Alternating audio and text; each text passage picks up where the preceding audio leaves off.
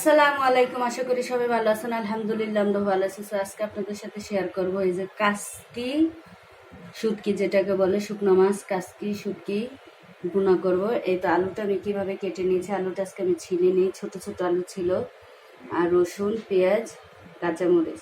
তো আমি আজকে এই আপনার মাছগুলো ধুয়ে ভিজিয়ে রাখছি।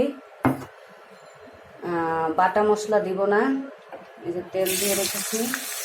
যেহেতু জানেন ঢাকা শহর গ্যাসে এত সমস্যা হয়, মাঝে মাঝে গ্যাস থাকে তো থাকে না, যার জন্য যে ইলেকট্রিক্যাল চুলা, কারেন্টের চুলাই রান্না করি। আর কি করার,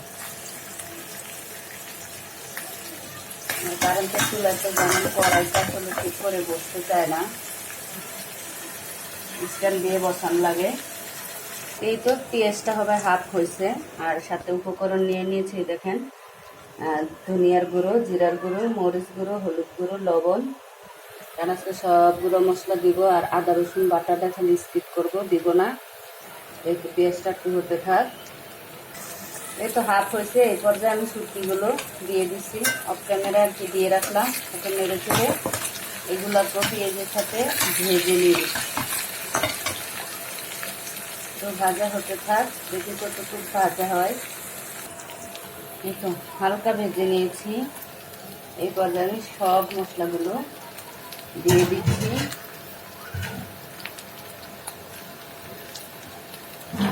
দিয়ে পানি দিয়ে দিচ্ছি।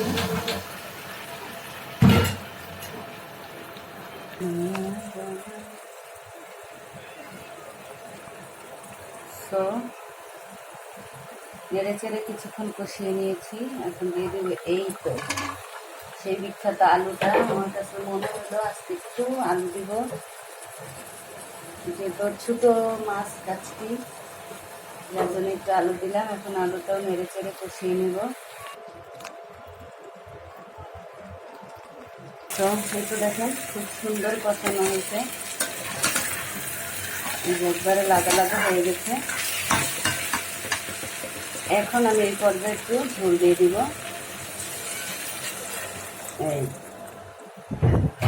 এই ঝোলটাকেও রাখবো না, একবারে শুকনো শুকনো করে ফেলবো। তো হতে থাক। কালারটা দেখছেন মাশাআল্লাহ কত সুন্দর, কিন্তু একটু ঝাল দিয়েছি, ঝাল হবে। প্রেম স্বর্গ থেকে এসে জীবনে অমর হয়ে রয়, যে প্রেম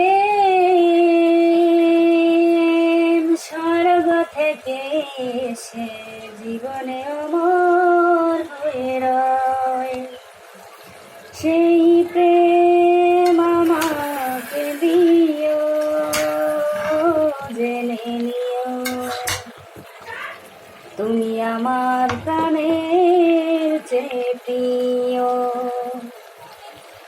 চাই না আমি আর জীবনে কিছু, তোমার মুখটা যদি দেখে একবার।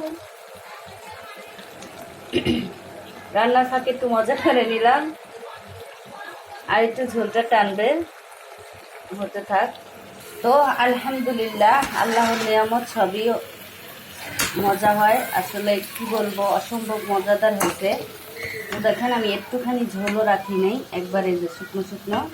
আর এই যে তেল তেল একটু তো নরম থাকবেই, কারণ যেহেতু এখানে ময় মশলা, মাছ, আলু সব কিছু গলে একটু মশলাটা নরম তো থাকবে। এই যে তেল ভেসেছে, খুব সুন্দর হয়ে গেছে। আর আমি এই যে চুলাটা বন্ধ করে দিয়েছি।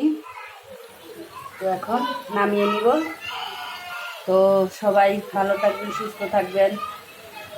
ভিডিও ভালো লাগলে দেখবেন, শেয়ার করবেন, কমেন্ট করবেন। আল্লাহ হাফেজ।